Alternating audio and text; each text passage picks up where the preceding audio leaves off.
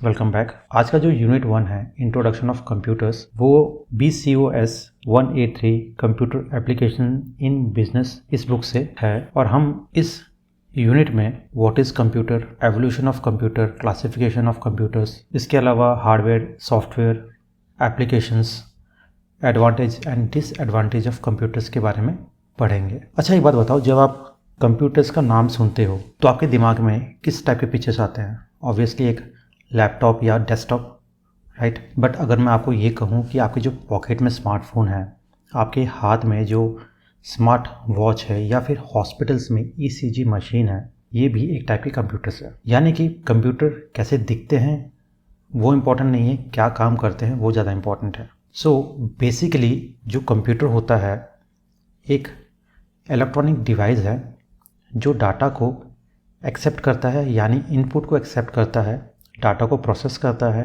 और आपको आउटपुट दिखाता है। इसके अलावा आपके रिजल्ट्स को स्टोर भी करता है। और आपने देखा ही होगा कि स्मार्टफोन्स हैं वो इतने स्मार्ट हो गए हैं कि आपके जो ट्रेडिशनल पीसीज को ये अब रिप्लेस कर रहे हैं। छोटे साइज़ के होते हैं, पोर्टेबल होते हैं और टच स्क्रीन इंटरफेरेंस होता है इसका।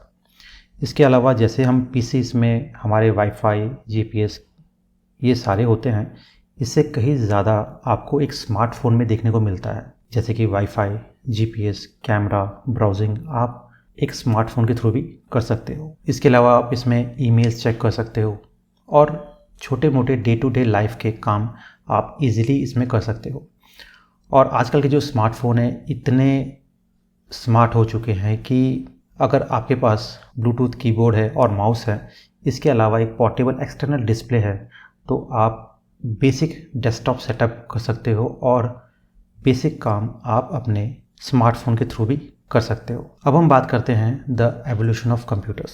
आप इमेजिन करो कि आपके जो लिविंग रूम में एक बड़ा सा कंप्यूटर रखा हुआ है जिसने पूरा एरिया कवर कर रखा है, और इस कंप्यूटर से काफ़ी ज़्यादा अमाउंट में हीट जनरेट होता है और एट ए टाइम वो एक ही प्रॉब्लम को सॉल्व कर सकता है। साउंड टेरेबल ना, राइट। ऐसा ही कुछ होता था 1940s में। जैसे जैसे टाइम बीतता गया, टेक्नोलॉजी का एवोल्यूशन होता रहा, तो ये कंप्यूटर्स छोटे होते रहे और इवन ये आज आपके पॉकेट में भी फिट आ जाते हैं। There are 6 generation you need to know about the computers. अगर हम फर्स्ट जनरेशन की बात करें तो ये 1940 से 1956 के बीच में जो कंप्यूटर्स बनते थे वो फर्स्ट जनरेशन में आते हैं। इनमें वैक्यूम ट्यूब्स का इस्तेमाल किया जाता था for circuits and magnetic drums का यूज़ किया जाता था फॉर मेमोरी। ये काफ़ी बड़े होते थे, एक्सपेंसिव होते थे और बहुत ज़्यादा हीट को प्रोड्यूस करते थे, इलेक्ट्रिसिटी भी बहुत ज़्यादा कंज्यूम करते थे, जिसकी वजह से इनमें माल फंक्शंस होना कॉमन होता था। उस टाइम के जो फंडामेंटल प्रोग्रामिंग लैंग्वेज होता था वो था मशीन लैंग्वेज, जो एक टाइम में एक प्रॉब्लम को ही सॉल्व कर पाता था। और अगर इन कंप्यूटर्स में कोई भी एरर आता था तो वो बहुत ही डिफ़िकल्ट होता था उसको ट्रेस करना और ठीक करना। अगर हम एग्जांपल्स की बात करें तो universal automatic computers, electronic numerical integrator computers, ये कुछ एग्जांपल्स हैं। अगर हम सेकेंड जनरेशन कंप्यूटर की बात करें तो वो 1956 से 1963 के बीच में बनाया जाता था, जिसमें ट्रांजिस्टर्स का यूज़ किया जाता था। ये छोटे होते थे, फास्ट होते थे, चीपर होते थे और मोर एनर्जी एफिशिएंट होते थे अगर हम फर्स्ट जनरेशन कंप्यूटर को इससे कंपेयर करते हैं तो। हाँ, इसमें एक प्रॉब्लम अभी भी होता था, जो हीट जनरेट होता था वो ज़्यादा होता था, जिसके वजह से जो सेंसिटिव पार्ट्स होते थे वो इजीली डैमेज हो जाते थे। इस टाइम पे जो प्रोग्रामिंग लैंग्वेज का यूज़ किया जाता था वो था common business oriented language, formula translators, Python, इन टाइप के लैंग्वेज का यूज किया जाता था कंप्यूटर को समझाने के लिए। अब हम बात करते हैं थर्ड जनरेशन ऑफ कंप्यूटर्स, जो 1964 से 1971 के बीच में बनाया जाता था। इसमें IC का यूज़ किया जाता था, जिसको हम बोलते हैं इंटीग्रेटेड सर्किट्स। यानी कि एक सिंगल सिलिकॉन चिप के अंदर काफ़ी सारे कंपोनेंट्स को स्क्वीज करके डाल दिया गया, जिससे कंप्यूटर की एफिशिएंसी और स्पीड में इंक्रीज देखने को मिला। साइज़ भी छोटा हो गया। यहाँ पे हमें ये देखने को मिलता है कि उस टाइम पे एक ऑपरेटिंग सिस्टम बना जिसको माउस और मॉनिटर के थ्रू ही कंट्रोल किया जा सकता था। अगर हम एग्जांपल्स की बात करें तो IBM 360, CDC 6400, इसके कुछ एग्जांपल्स हैं। अब हम बात करते हैं फोर्थ जनरेशन ऑफ कंप्यूटर, जो 1972 से लेके 2010 के बीच में बनते थे। इसके अंदर माइक्रो प्रोसेसर का यूज़ किया जाता था, यानी कि एक सिंगल सिलिकॉन चिप के अंदर काफ़ी सारे आईसीज को बिल्ड किया जाता था। यहाँ से ही पर्सनल कंप्यूटर, लैपटॉप का जो आविष्कार है हमें देखने को मिलता है। फर्स्ट टाइम 1981 में IBM ने कंप्यूटर फॉर होम यूजर्स का इंट्रोडक्शन किया था। इसके अलावा एप्पल ने भी 1948 में मैकिन्टोश को इंट्रोड्यूस किया था। फोर्थ जनरेशन ऑफ कंप्यूटर्स इतने कैपेबल थे कि वो एक दूसरे के साथ लिंक हो जाते थे, जिसके वजह से इंटरनेट का भी रेवोल्यूशन स्टार्ट हुआ। यहाँ पे हमें माउस, GUI और काफ़ी सारी चीज़ों का इस्तेमाल देखने को मिलता है। अब हम बात करते हैं फिफ्थ जनरेशन ऑफ कंप्यूटर, जो 2010 से 2020 के बीच में बनाया जाता था। इस जनरेशन के जो कंप्यूटर थे वो बेस्ड ऑन करते थे पैरेलल प्रोसेसिंग के ऊपर, इंटेलिजेंट प्रोग्रामिंग के ऊपर, artificial intelligence, knowledge based system के ऊपर। यानी ये समझो कि आपके जो नेचुरल लैंग्वेज को ये कंप्यूटर समझते थे और उसको उसी हिसाब से ऑर्गेनाइज करते थे। आपने मूवी देखा होगा टर्मिनेटर का सीरीज 1, 2, 3 एंड रोबोट्स, ये सब फिफ्थ जनरेशन कंप्यूटर के ऊपर बेस करते थे। अब हम बात करते हैं सिक्स्थ जनरेशन ऑफ कंप्यूटर, जो डिपेंड करता है nano technology, artificial neural network, जिसको हम आर्टिफिशियल ब्रेन्स भी कहते हैं, जो 2020 के बाद बनाया जा रहा है। ये कंप्यूटर्स काफ़ी छोटे होते हैं, फास्ट होते हैं, कैपेबल ऑफ डीप लर्निंग और आपको साइबर अटैक से भी प्रोटेक्ट करते हैं। इस जनरेशन कंप्यूटर में वॉइस रिकॉग्नाइजेशन का भी इंट्रोड्यूस हमको देखने को मिलता है। अब हम बात करते हैं क्लासिफिकेशन ऑफ कंप्यूटर्स के बारे में। देखिए, जो सारे कंप्यूटर्स होते हैं वो इक्वल नहीं होते हैं। आप अपने गेमिंग लैपटॉप से किसी स्पेस शटर्स को आप कंट्रोल नहीं कर सकते। कंप्यूटर्स को डिफरेंट चीज़ों में डिवाइड किया गया है, जैसे कि on the basis of purpose, on the basis of size and capacity, on the basis of data handling और टेक्नोलॉजी यूज्ड। तो इस बेसिस पे कंप्यूटर का क्लासिफिकेशन किया गया है। अब आप ये समझ लो कि आपने बाहर डिफरेंट टाइप के कार्स को, डिफरेंट टाइप के व्हीकल्स को देखा होगा। जो डेली ड्राइविंग कार्स होते हैं वो काफ़ी कंफर्टेबल होते हैं, जो कार्गो ट्रक्स होते हैं वो डिफरेंट होते हैं, उनका काम अलग होता है, और जो फार्मूला 1 रेसिंग कार्स होते हैं उनका काम डिफरेंट होता है। सेम वे कंप्यूटर का काम और पर्पस के हिसाब से उनको डिवाइड किया गया है। देखो, on the basis of purpose की अगर हम बात करें तो जनरल पर्पस कंप्यूटर्स अलग होते हैं, जैसे कि गेमिंग के लिए, वर्ड प्रोसेसिंग के लिए, इनवॉइस के लिए, इन चीज़ों का यूज़ किया जाता है जनरल पर्पस कंप्यूटर्स का, जो आपके होम, स्कूल एंड ऑफिस में आपको ईजिली मिल जाते हैं। इसके बाद आता है स्पेशल पर्पस कंप्यूटर, जो एक स्पेसिफिक टास्क के लिए बनाया जाता है, जैसे कि weather forecasting, space research, defence research के लिए एक स्पेसिफिक टास्क के लिए स्पेशल पर्पस कंप्यूटर्स को डिज़ाइन किया जाता है। अब हम बात करते हैं based on size and capacity.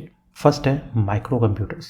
ये mostly single user general purpose computers होते हैं। ये छोटे होते हैं, इनएक्सपेंसिव होते हैं, इंडिविजुअल के लिए बनाया जाता है, जैसे कि डेस्कटॉप्स, लैपटॉप्स, स्मार्टफोन्स, है ना, ये सब माइक्रो कंप्यूटर्स में आते हैं। अब हम बात करते हैं मिनी कंप्यूटर्स के बारे में। ये माइक्रो कंप्यूटर से थोड़े से बड़े होते हैं और ये स्मॉल बिजनेस में, कुछ डिपार्टमेंट्स में, जहाँ पे आपको फाइल शेयरिंग करना है, प्रिंट शेयरिंग करना है, स्टोर सेंट्रलाइज्ड इंफॉर्मेशन करना है, ये वहाँ पे यूज़ होते हैं। ठीक है, यहाँ पे भी लैपटॉप और पीसीस होते हैं, मगर ये माइक्रो कंप्यूटर से थोड़े से अच्छे काम करते हैं, थोड़े से हैवी काम करते हैं। इसके बाद आता है मेन फ्रेम कंप्यूटर्स। इनका जो प्रोसेसिंग यूनिट होता है वो काफ़ी अच्छा होता है एज़ कम्पेयर टू जो हमने दो देखे थे, माइक्रो कंप्यूटर और मिनी कंप्यूटर्स। ये मोस्टली आपको बैंक्स में, e commerce portals, insurance company, railways, airlines में आपको देखने को मिलता है, जहाँ पे statistics, data processing, transaction processing, इन सब में इस कंप्यूटर का यूज़ किया जाता है। ये थोड़े से बड़े होते हैं और एक्सपेंसिव भी होते हैं। अब हम बात करते हैं सुपर कंप्यूटर्स के बारे में। ये काफ़ी फास्ट होते हैं, मोर एक्सपेंसिव भी होते हैं। ये कैपेबल होते हैं काफ़ी सारे इंस्ट्रक्शंस को पर सेकंड सॉल्व करने में। अगर हम बात करें क्वांटम मशीन की, weather forecasting, climate research, oil and gas exploration, इन सब में सुपर कंप्यूटर्स का यूज़ किया जाता है और इनको नेशनल रिसोर्सेज की तरह भी ट्रीट किया जाता है। अगर हम एग्जांपल्स की बात करें तो जैगुआर, रोड रनर, ये कुछ एग्जांपल्स है। अब हम बात करते हैं कि on the basis of data handling and technology used. अब हम बात करते हैं एनालॉग कंप्यूटर, जो बेसिकली फिजिकल क्वालिटीज़ पे काम करता है, जैसे कि स्पीड, वोल्टेज। अगर हम एग्जांपल की बात करें तो एनालॉग क्लॉक्स हो गए, ट्रेडिशनल स्पीडोमीटर्स हो गए, थर्मामीटर्स हो गए, ये सब एनालॉग कंप्यूटर्स में आते हैं।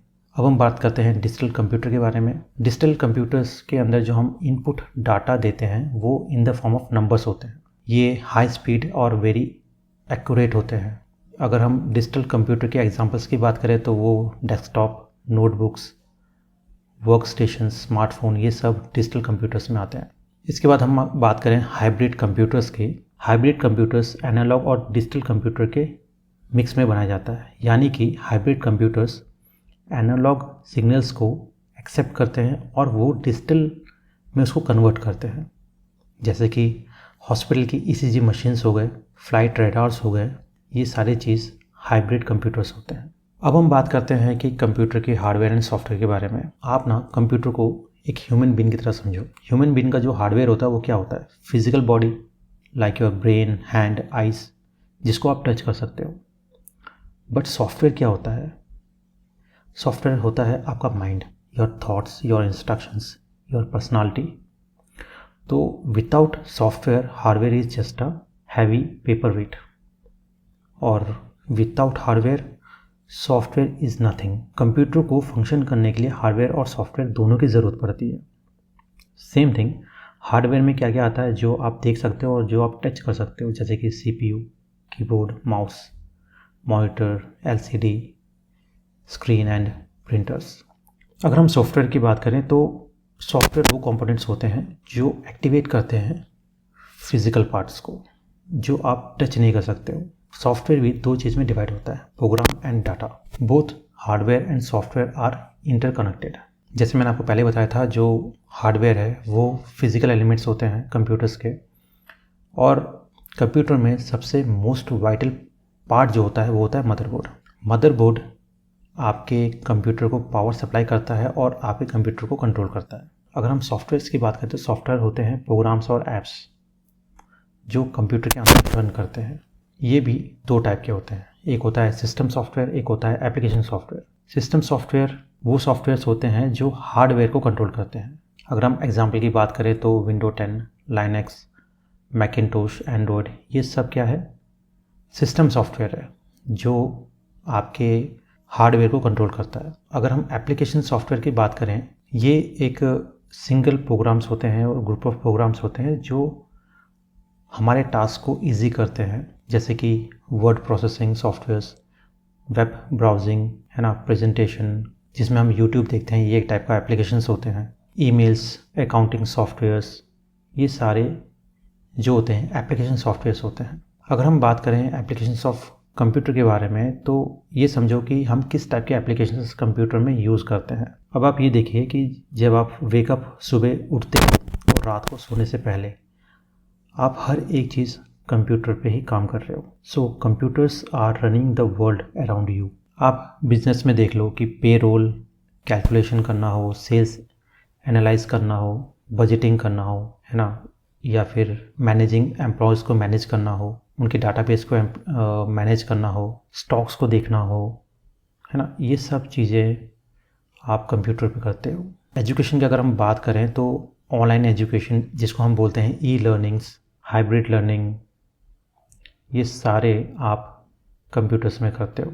इसके अलावा हम कंप्यूटर्स में बैंकिंग का काम भी करते हैं। 24/7 बैंक सर्विस को एक्सेस करना हो, डिजिटल ट्रांजैक्शंस करना हो, ATMs, ऑनलाइन पेमेंट सिस्टम, ये सारे के सारे बैंकिंग में आते हैं।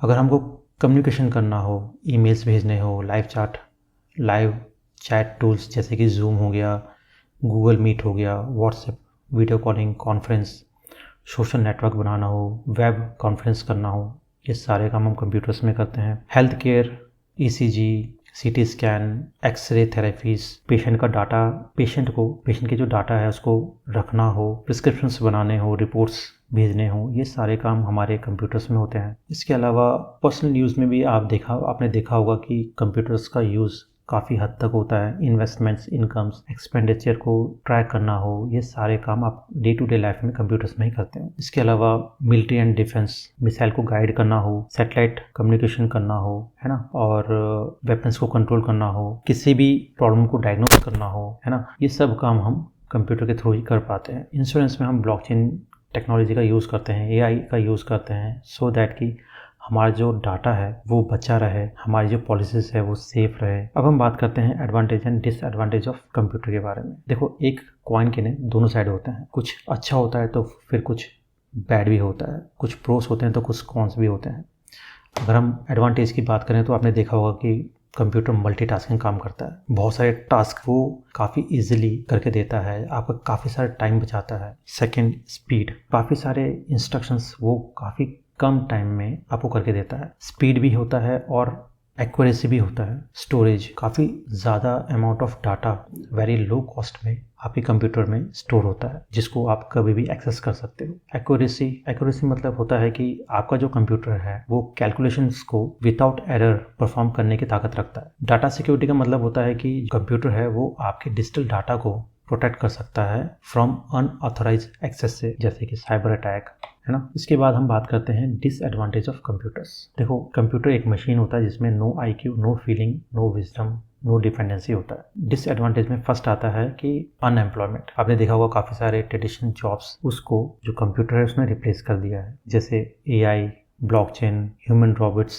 इन चीज़ों का इन्वेंशंस हुए तो जो ट्रेडिशनल जॉब थे वो कहीं ना कहीं कम हो चुके हैं। सेकंड आता है लॉस ऑफ प्राइवेसी। आपके जो पर्सनल डाटा है वो अगर किसी रॉन्ग हैंड्स में आ जाते हैं तो काफ़ी ज़्यादा बुरा लगता है, जैसे कि फोटोज़, डॉक्यूमेंट्स अगर आपके परमिशन के बिना किसी के पास चल जाते हैं तो वो एक रॉन्ग साइन है। वायरस एंड हैकिंग, आपने देखा होगा कि अक्सर यूएसबी और पेन ड्राइव के थ्रू भी वायरस आपके कंप्यूटर्स के अंदर इजीली ट्रांसफ़र हो सकता है, जो आपके फाइल्स को इन्फेक्ट करते हैं, ख़राब कर देते हैं। आजकल ऑनलाइन के थ्रू भी साइबर अटैक किया जाता है। ये सारी चीज़ें कुछ डिसएडवांटेज है कंप्यूटर्स के। इसके अलावा साइबर क्राइम्स हमेशा देखने को मिलते हैं, जिसमें कंप्यूटर और नेटवर्क का इन्वॉल्वमेंट होता है, जिसमें आपकी जो प्राइवेसी है, जो आपका इन्फॉर्मेशन है वो इजीली लॉस हो जाता है। तो ये सारा तो आपने देखा कि ये था हमारा unit number 1, introduction of computer.